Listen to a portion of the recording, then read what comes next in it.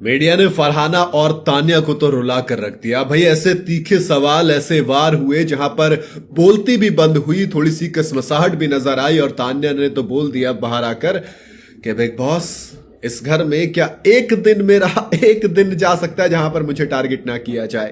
भाई हम सबको पहले से पता था, जैसी आपकी हरकतें थी आपको टारगेट किया जाना था। आपने स्पिरिचुअलिटी का ज्ञान भी दिया एक तरफ, तो दूसरी तरफ आपने जो पंडित मौर्य को स्टेटमेंट दी थी, मुझे वो बात बिल्कुल सही लगी कि आप साड़ी को किस तरीके से डिमीन कर रहे हैं। दूसरी तरफ आप स्पिरिचुअलिटी को रिलीजियस से कंफ्यूज कर रहे हैं। स्पिरिचुअलिटी अलग होती है, तो वहां पर तीखे सवाल किए गए। आप क्लासिस्ट होने की भी बात करते हैं, आप फेक नैरेटिव भी बिल्ड करते हैं। उन तमाम चीजों के इर्द गिर्द आपको सवालों के घेरे में आना ही था।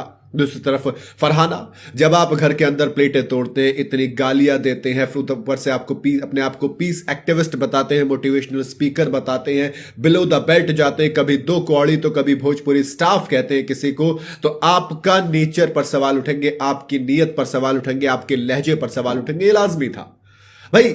आपने एक्चुअल में बताओ ना, इस घर के अंदर एक रिश्ता है क्या? किसी एक इंसान को आप कह सकते हो कि ये मेरा दोस्त है, और आप क्या कह रहे हो कि सामने वाला ऐसा था, सामने वाला वैसा था, सामने वाले ने मुझे ऐसे ट्रीट किया।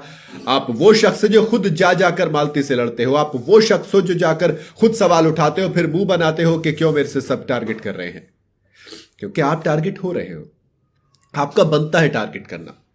भाई तान्या मित्तल से शुरू करता हूं वापस। तमाम जर्नलिस्ट ने जो सवाल पूछे उसमें से सबसे कॉमन सवाल यही था कि Tanya Mittal fake narrative build कर रही है।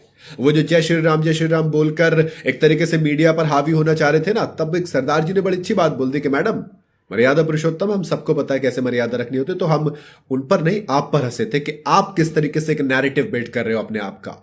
वरना आपकी जो बाहर वीडियोस हैं, आपकी जो कथनी और करनी है, उसमें बहुत फर्क है। कहा कि मैं एक स्पिरिचुअल इन्फ्लुएंसर हूं, नहीं हो आप कि मैं मंदिर के बारे में बताती हूं।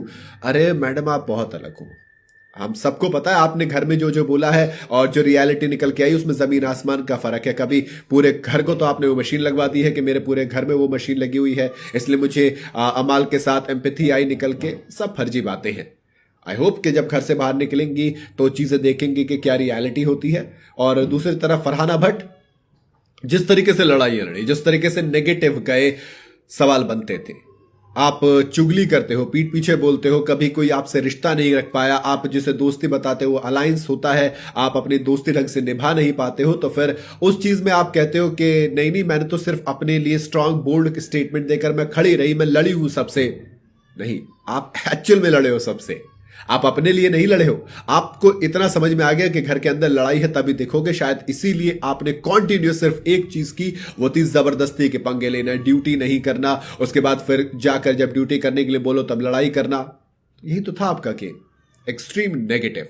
तो मेरे हिसाब से मीडिया ने जो आड़े हाथों लिया फरहाना और तान्या को, बिल्कुल सही था। बाकी आप अपनी राय कॉमेंट में बता सकते हैं।